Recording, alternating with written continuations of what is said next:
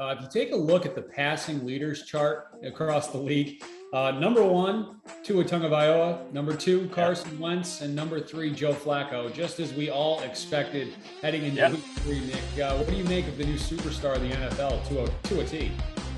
Tua T, baby. It's what everybody's calling him. Yeah, you name it. I mean, it's the big three, as usual. Tua, Carson, and Joe Flacco.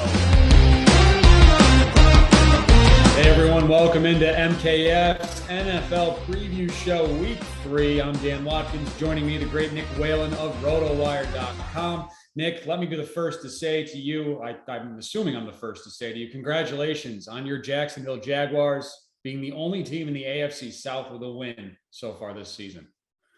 Thank you. I've had an outpouring of support come in over the last week. It's funny, like whenever the Jaguars have like a successful week or a successful season like they did, I think it was 2017, 2018, whenever they made that run to the AFC South. Like I was hearing from people that I hadn't talked to in years.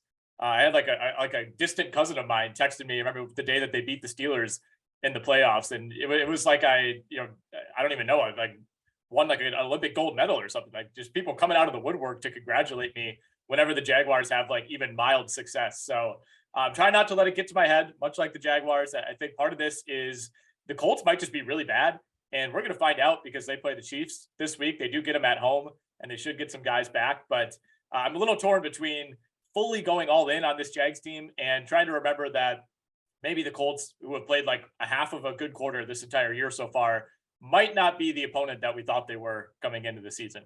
And what is it now, 8 in a row? Jacksonville's beating them at home?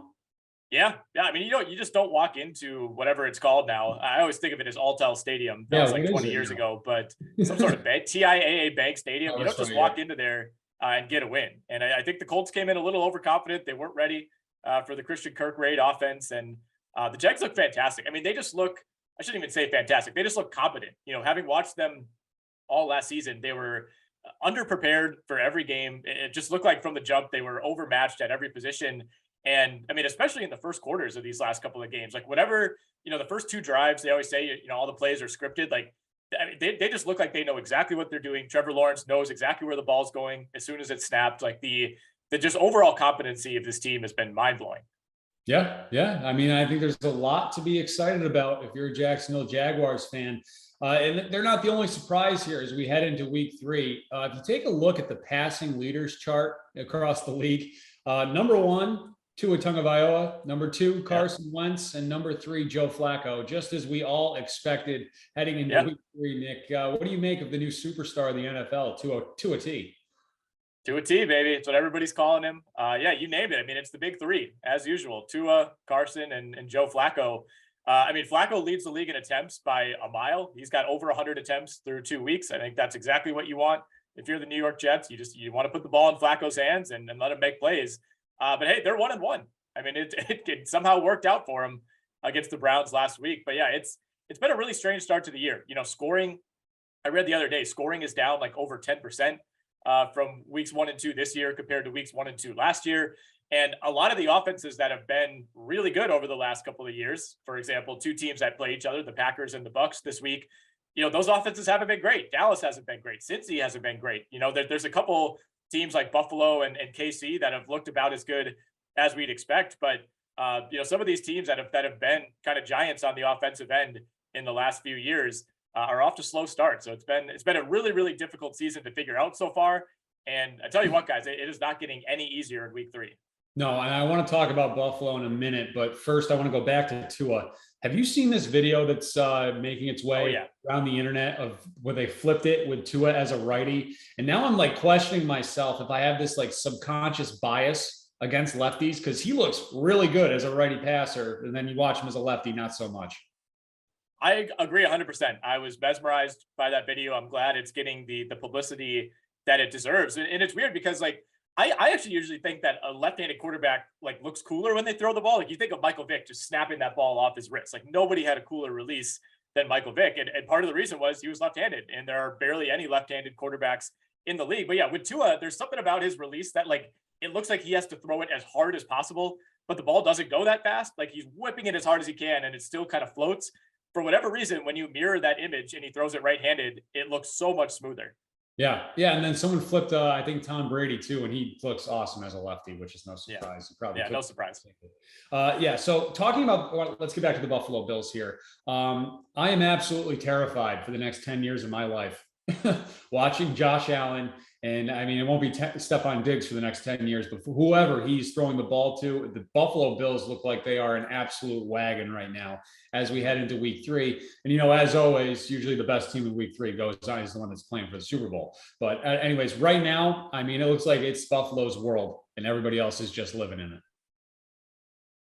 Yeah, it sure does. I mean, they have been head and shoulders above the rest of the league so far. I mean, you knock off the number 1 seed in the AFC last week, and you knock off the defending champs in week 1. It's not like they've played the Jets and who's another bad team. I was going to say the Jags, but they're not a bad team anymore. It's not like they played the Jets and the Texans in weeks 1 and 2. I mean, they've played opponents that we thought would be really formidable this year. Yeah. And I think the Rams certainly qualify as that. I mean, they've just been a cheat code, man. I mean, Josh Allen is like, he's probably top 3 or 4 in the league as a passer. I think he's arguably the most dangerous running quarterback in the league. I mean, you think of guys like Lamar and Jalen Hurts as far as what they could do on the ground. They might be better pure runners, but Josh Allen has that combination of being able to escape. He's got plenty of size and he can finish runs. Like the thing with like Lamar specifically, like you don't necessarily want him putting his shoulder down and barreling into somebody to get a first down. I mean, Josh Allen will throw guys off of him. I mean, if you have like a 3rd and 2, it just feels like they can convert that whenever they want with like 7 different plays to 7 different players, including Josh Allen running the ball. So I've been incredibly impressed by the Bills, but you got to go on the road at Miami. Might be some rain in the forecast this weekend in Miami. Obviously you got to deal with the heat and the humidity down there. We got some injuries for Buffalo and it's a short week. So it's not impossible that the Bills could get tripped up here. And, I liked them a lot last year and somehow they went and lost to the Jaguars, like at the height of the Urban Meyer debacle. So, right. You still got to keep in mind that this team could get tripped up and at some point likely will. Yeah. I mean, they have to contain Tua this weekend, which is a big task for anyone. Just ask the Baltimore Ravens. The most impressive thing though, to me, Nick, about Josh Allen this past week, he only ran the ball 1 time. Yes. For the first time in his career, he only had 1 rushing attempt and it was on I think the 2nd drive of the game. So he just went that just shredded Tennessee through the air all night long on Monday. Yeah, exactly. And, I think when you're going up against Tua, obviously, that's just you're going up against the GOAT. You got to bring your A game in that situation. And I'm going to be really interested to see what he could do against this Buffalo defense, because if you had asked me at halftime last week, I would still have said, yeah, I'm very out on Tua. This guy's thrown 2 picks. He can't do it against a good defense. And then he storms back in that second half. And I think, for the first time really in his NFL career, the narrative has started of like, wait, is this guy actually like really, really good? Like you got to have some level of high end talent to throw 6 touchdowns. I don't care what the game script is, who your receivers are, who the opponent is.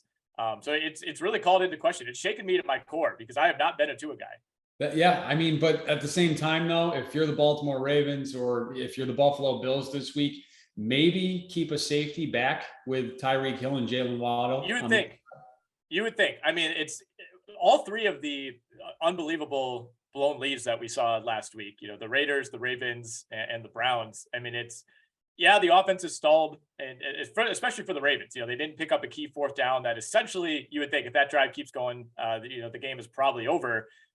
Each team struggled on offense late, but it was the defense that allowed these teams to creep back in and ultimately win the game. I mean, Baltimore allowed multiple long scores. I mean, all you have to do is just, you'll give up a 35-yard gain. It's not that big of a deal. If it takes, the Dolphins can even score, but you got to make it take 8 to 10 plays and waste time to get down there. What you can't allow is these like 3-play scoring drives, which is what Baltimore was doing over and over.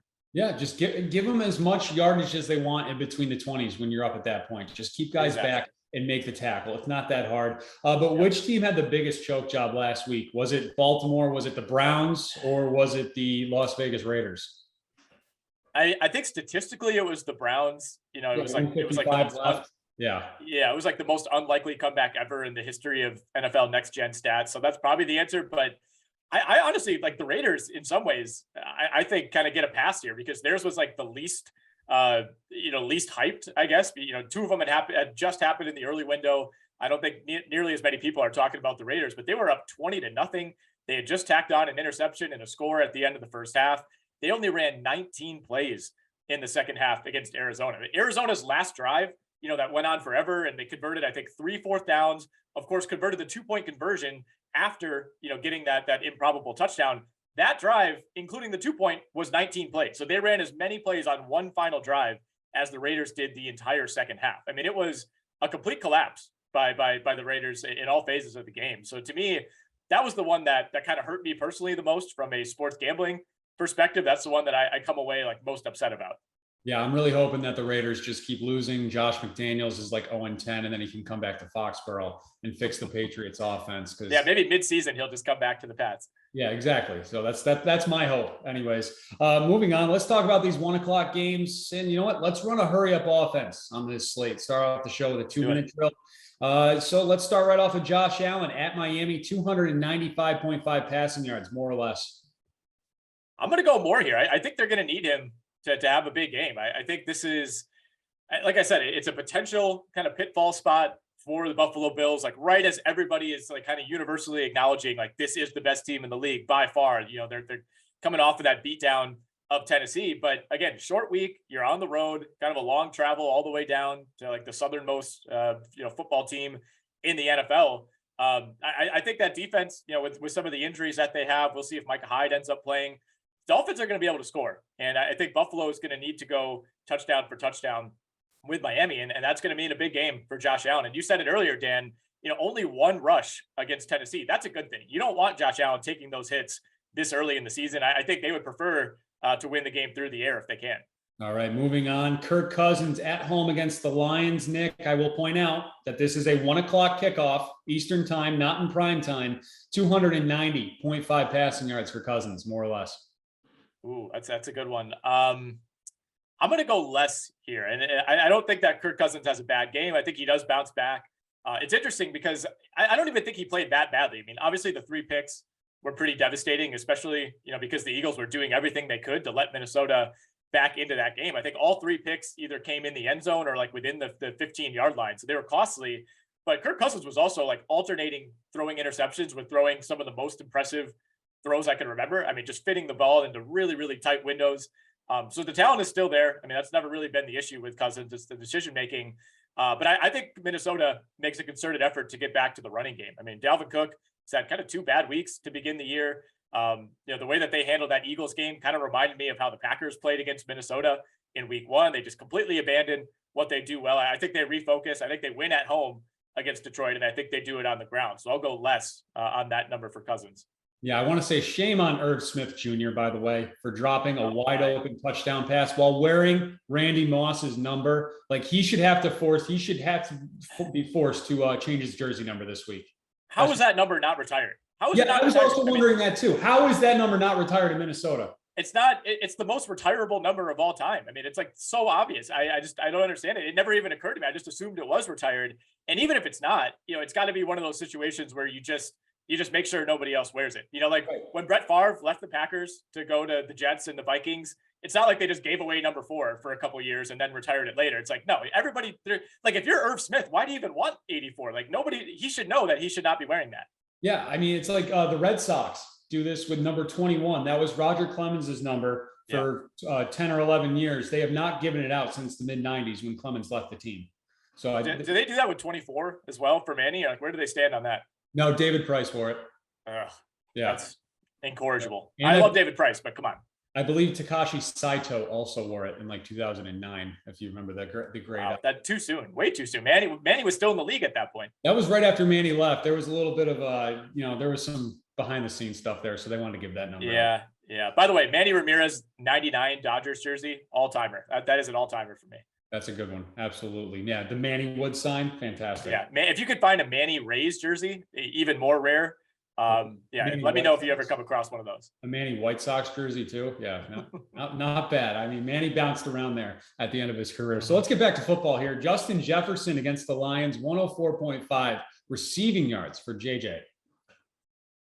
Man, I mean, it's a little contradictory just because I don't think Cousins has that big of a day, but it's also entirely possible that Kirk Cousins could throw for like 230 and over half of those go to Jefferson. I think they make a concerted effort to get Jefferson more involved, and he was involved in week 2. I mean, he had 12 targets. I just thought the Philadelphia Eagles secondary was all over him. They did a fantastic job. That's about as well as we've seen a team cover Jefferson in a long time.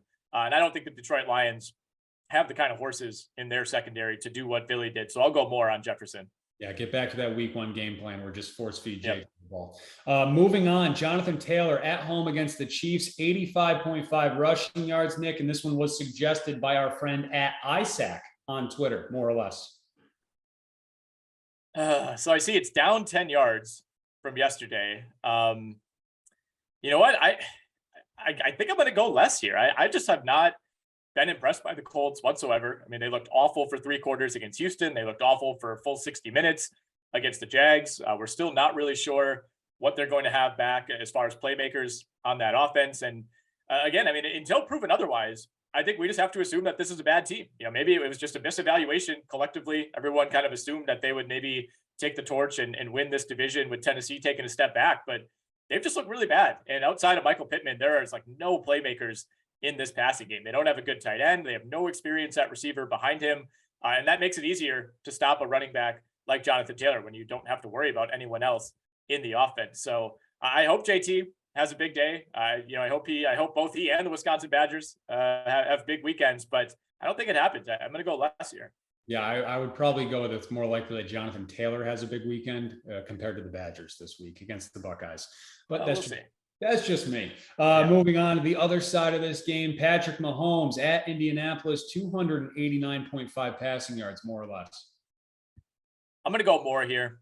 I really like KC this week. I know some people think that this might be their trap game, going up against a winless Colts team coming in hot after winning last week against the Chargers. But, you got an extra 3 days to prepare for this team. I mean, obviously Indianapolis is kind of cornered right now. You do worry about, that the desperation aspect of this game, but I think the Chiefs roll here. I think Mahomes rolls. And I think he bounces back and has a better game. I don't even think he played that well against the Chargers on Thursday Night Football, but I think he'll be able to dice up an Indianapolis secondary that had no answers for Trevor Lawrence. All right, Derrick Henry taking on the Raiders at home, 95.5 rushing yards for the King, more or less. Look, man, I've been all over Derrick Henry this year. I was trying to kind of sing his praises and say that he was being underrated.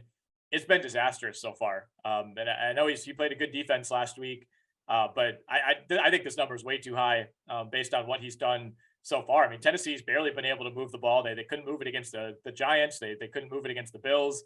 I mean, I might even go less on like 75.5 yards. So to me, I know the Raiders defense is not fantastic, but I don't see him approaching 100 in this game. Yeah, I like the less there as well. I just don't think he has full confidence in his ankle after coming back from that injury. I don't know, man. I think he looks fine. Like he doesn't look slow to me. He looked slow when he came back last year. I think he looks fine, but the offensive line is in shambles, and you just lose your left tackle, your best offensive lineman last week. So that's not going to solve itself anytime soon. Yes, things are shaping up really nicely for the Jags, Nick. I like things are shaping up very nicely for Jags. I would be lying if I said I didn't toss in a AFC South winner bet when I was down in Illinois last weekend, but we'll see about that. Very good. All right, Stephon Diggs at Miami, 90.5 receiving yards coming off that monster game on Monday night. This is an easy more for me. I mean, he's blasted past this total in each of the first 2 games of the year. We're still not quite sure about the status of Gabe Davis. I do think he'll end up playing in this game, but you never know. Dawson Knox also limited as well this week. So, I mean, we could see another situation much like week 2 where it's just, the ball's being funneled to Stephon Diggs. So I think Josh Allen has a big day. I think he throws for 300 plus. And I think we see another 100-yard game from Stephon Diggs to begin the year. Yeah. If you're going to go all in on Josh Allen hitting the more, you got to go all in on Diggs. You have to. Yeah. Yep. All right. Very good. And last one, Joe Burrow trying to get back on track. Cincinnati trying to get their first win. They're at the Jets, 270.5 passing yards for Burrow. I'm going more. I think I have been more wrong about the Bengals than any other team this year. And I've been wrong about a lot of teams. Don't get me wrong here, but I just cannot believe how inept the offense has looked. And I don't think it was quite as bad as it seemed in week 1. They couldn't score, but they were moving the ball. Last week was just an abomination. They couldn't do anything against that Cowboys defense. And it just doesn't make sense. I think they have the most talented group of running back combined with pass catchers in the league. And obviously you have a great quarterback in Burrow. I think they break out in a big way this week. I believe they are on the road, which makes me think twice, but This offense is just too good to be held down like this. I think they find a way to get it going. Yeah, they spent all that money on the offensive line in the offseason, and Burrow's still running for his life here to start the year. So 13 sacks in 2 weeks. Yeah, hopefully they can get that going. All right, very good. Let's move on. Let's talk about the late afternoon games. And let's start with the Rams and the Cardinals, an NFC West showdown, 425 kick. The Rams are favored by 3.5 in this one. And when we talk about the Rams, we got to talk about Cooper Kupp, 23.5 fantasy points, 107 receiving yards, He's had double-digit receptions, over 100 yards, and at least one touchdown in both games this season. Does he continue that this week? I don't see why not. I'm still not convinced that Arizona is a good team whatsoever. I think that was more the Raiders just completely falling asleep on both sides of the ball and letting Arizona back into that game. I think it was really concerning, that through the first 6 quarters of the year, they were being outscored, 57-7. I think if you take into account what happened week 1 against KC, obviously they get credit for turning it around, but you still have a bunch of injuries all over the roster for this team. It's still going to be without DeAndre Hopkins. I think this is a really good spot for the Rams. And as long as Matthew Stafford can just do a better job of taking care of the ball, he's got 5 picks already through the first 2 weeks. I think the Rams roll here, and no reason to believe, much like Stephon Diggs in Buffalo, no reason to believe that as long as Cooper Kupp is healthy, he just can't keep doing this every week. I mean, it's been unbelievable since the start of last year. Yeah, I'm at this point with Cooper Kupp now where I'm just going to hit the more and not even look at the number. Yep. Yeah, I feel the same way. Until he goes less and has a dud, which it doesn't look like that's going to happen anytime soon. On the other side, you got Kyler Murray, 20.5 fantasy points, 250.5 passing yards. And I want to point out, someone on Twitter, or I think it was Instagram, maybe NFL memes page, pointed out that Kyler Murray runs like a toddler that just took his parents' cell phone. And I think that is the most spot on tweet I've seen this season. He really does just scramble around there. Like he's running away from someone, like running away from his parents. Oh yeah. And it's he's got the helmet that's like 4 times as large as anyone else's helmet. That just kind of adds to that toddler image. It's like when you're playing Madden, you can do the mini mode or whatever like that, but then the guys still have the huge head. Yes. Kyler Murray. Yeah, exactly. I mean, he's the closest thing to a video game quarterback that we have. I mean, I think last week was a nice reminder that he is that good. I think a lot of people wanted to pile on him this summer, with the video game contract scandal and all that, but man, I mean, there are very, very few quarterbacks that can lead that drive that he led and make the plays that he did at the end of that game. I mean, just throwing off Max Crosby in what looked like a game-winning sack for the Raiders, and then finding a way to extend that play.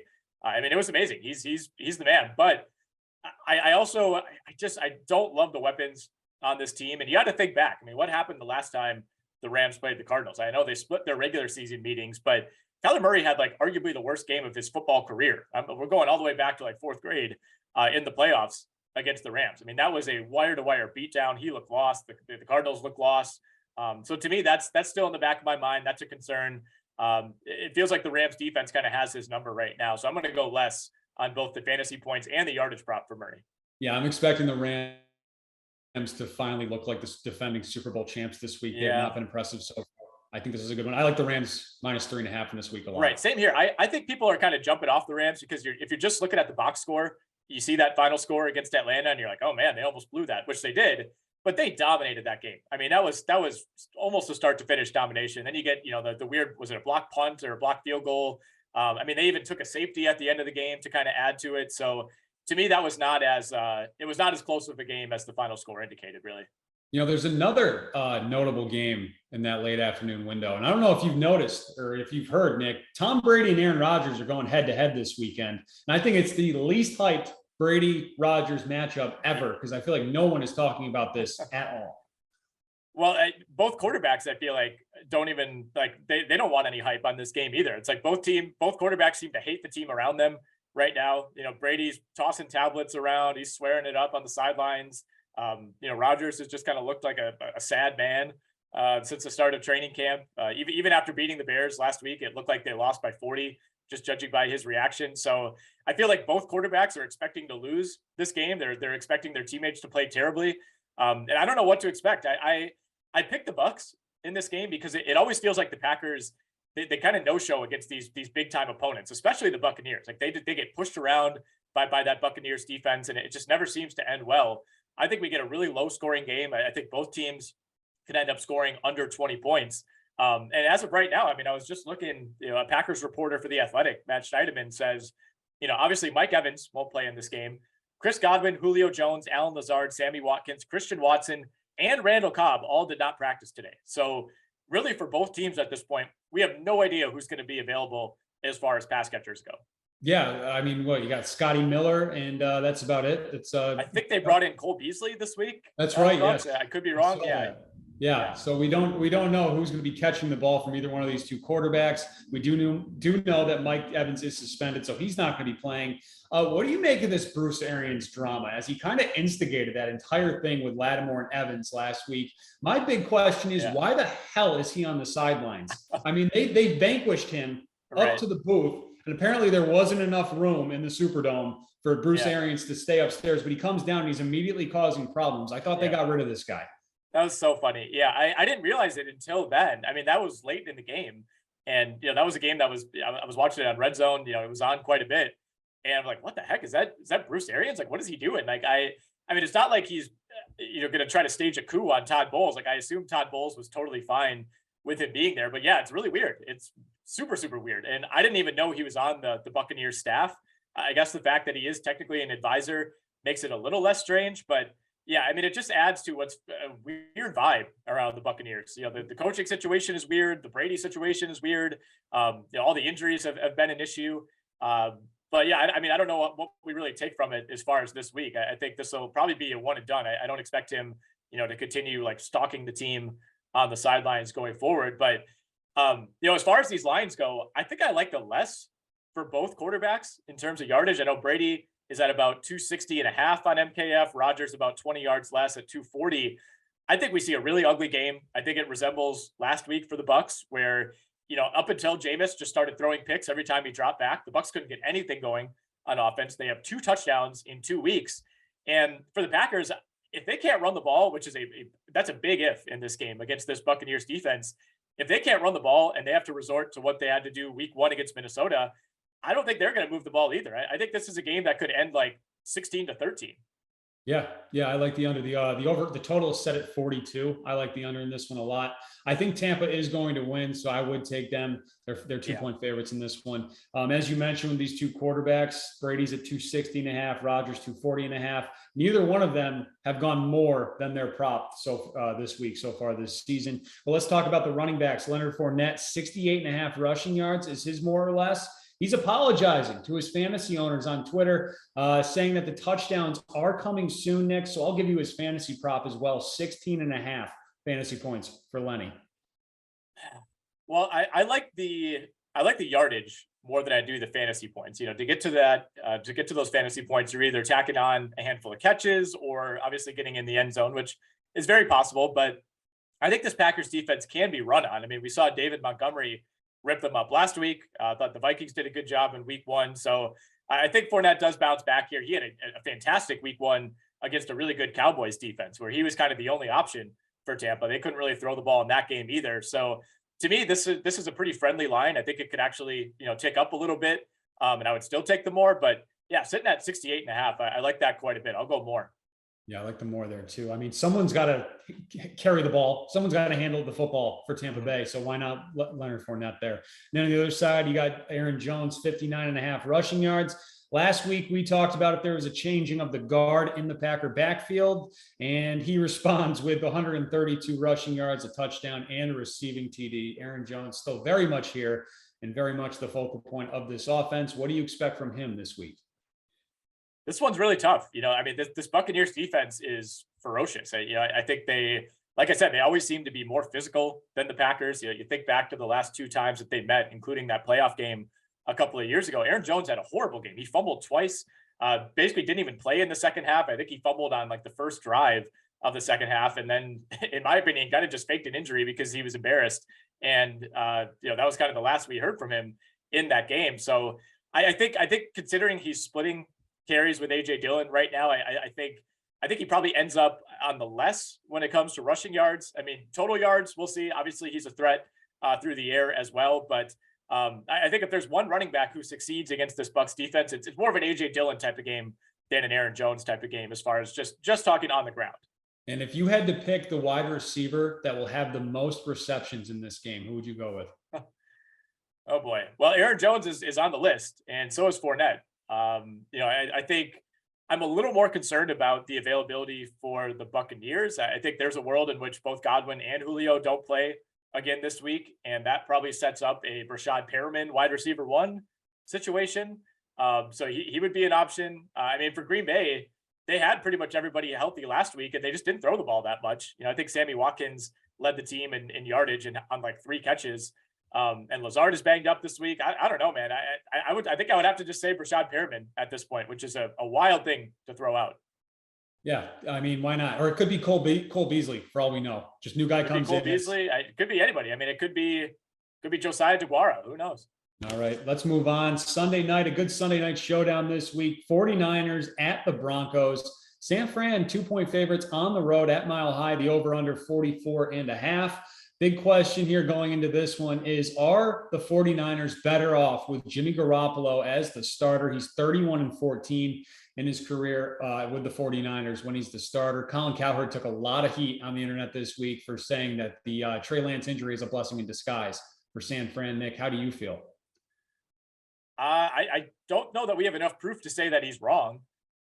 It's not fair to Trey Lance. And I think the worst thing for San Francisco to come out of this is that we don't even know if Trey Lance is good yet. He got hurt so early on, and the first week 1 is a total wash, literally, because it was so wet in Chicago that we still have no idea. So now the entire evaluation process, like all the questions that we asked about Trey Lance for the last 2 months, we're going to be asking the same questions next year because he didn't have enough time to prove if he's good or not. But as far as this year goes, I think it's fair to say that maybe they dodged a bullet. Like, for all we know, 3 weeks from now, Trey Lance was going to explode onto the scene and be one of the 10 best quarterbacks in the league, and the Niners are off and running. But there's also a world in which he looks really shaky and just hasn't had enough time, and kind of ruins what could be a potential Super Bowl season for a roster that is not built to have a developmental quarterback. So in a lot of ways, I think it raises the floor week to week for San Francisco. And I think I was really impressed by how prepared and ready Garoppolo looked last week, because everything we were hearing leading up to the season, even before all the contract and the decision not to trade him, was that he was like not really there. He was away from the team. He wasn't really, involved in camp, but he stepped right in and was ready to go. And that offense did not miss a beat. It's a really weird situation, obviously, but I think it says a lot that the 49ers Super Bowl odds did not change. And if anything, at some books, they actually got lower once Trey Lance got hurt. I know at DraftKings, they went from 22-1 down to 20-1. So, a lot of times the odds makers will tell the story for you. Yeah, Garoppolo, I think, is clear cut the best guy for this team. They're built to win now. As you mentioned, he's 1 or 2 throws away from winning that Super Bowl a couple of years ago. He gets into the NFC Championship game last season. So I think things are looking pretty good for the Niners right now. And then on the other side, you got Russell Wilson, and wondering, is Russell Wilson the most hated person in the NFL right now? I think so. Probably. Is Deshaun? Are we considering Deshaun Watson in the NFL at this moment? Active. Yeah. No, I think he is, man. And I've been on this corner for a long time. I got to see this up close and personal at the University of Wisconsin. I'll say that. I've never been a Russell Wilson guy. He's always rubbed me the wrong way. I have long said that I feel like he has like the hubris of like Tiger Woods pre-scandal. And I feel like at some point, like that's going to come to a head, and like his whole world is like going to shatter. That day is still coming. I think that's the truth. But yeah, it's awful, man. Like the runner pass video was one of the funniest things that I've seen in a long time. Trying to force all the practice squad guys to yell pass when the opposing team drops back, as if that's going to like, the defense is like listening for that as opposed to like taking cues from the offense. I actually just listened to a pod this morning with Brady Quinn, ex quarterback, who was asked, like, have you ever seen anyone do that? And he's like, yeah, I think we did that in 3rd grade Pee Wee football. I'd never heard of anyone doing that at any other level, and having that be like an advantage for your defense. So he just keeps piling on the corniness, and now he's like finally not backing it up with his play on the field. I think that's the big difference. He's always been this guy, but he's been so good, and the Seahawks have been so good that you can't really make fun of him. now it's seeing him struggle on the field. It feels like everybody's ready to pile on. Yeah, he's just such a fraud. And I mean, his entire career, you've known that he just wants to be Tom Brady so bad, from the diet that Brady does and the insane workouts and all that. Russ trying to launch his own thing. And then, you know, Brady goes to Tampa and forms a super team. So Russ has to force his way out of Seattle, get to Denver. And then finally this week, just like the cherry on top, now he's ripping off Brady's post-game video things too, where it's like, hey guys, big win, you know, whatever. And having his social media team do the same thing. It's like, dude, come up with your own thing that's like not also super corny at the same time. Yeah, I mean, you're preaching to the choir, dude. I'm not a fan of his whatsoever. I will say I have no idea what to expect in this game because, for one, Denver has a ton of key injuries, and if Jerry Jeudy doesn't play, that's a big deal for them. Obviously, they're without Tim Patrick. KJ Hamler hasn't played yet, and I mean, this offense, of course, has looked terrible so far. And you're going up against a really, really good defense in the 49ers, but you know, you're in Denver. That's an advantage. And like, part of me, like, Russell Wilson's too good. They have too much talent in Denver to be as inept as they've shown so far. So like, I'm kind of wary, like one of these weeks they're going to break out of it. They're not going to continue to have these like unbelievable coaching blunders. So as much as I want to just like say the 49ers roll and like hold the Broncos to no points, it feels like there's a chance that maybe they get on track this week. Yeah. What's the number we got? 255.5 passing yards. I don't love that. I will for sure go less on that number. I think there's a chance that Denver runs the ball really well and can stay in this game or potentially win at home. But especially with the injuries at receiver, no, I don't see Russ having a big game through the air. Yeah, neither do I. 20 games in his career against San Francisco. He averages 208. I'm taking the less on that one.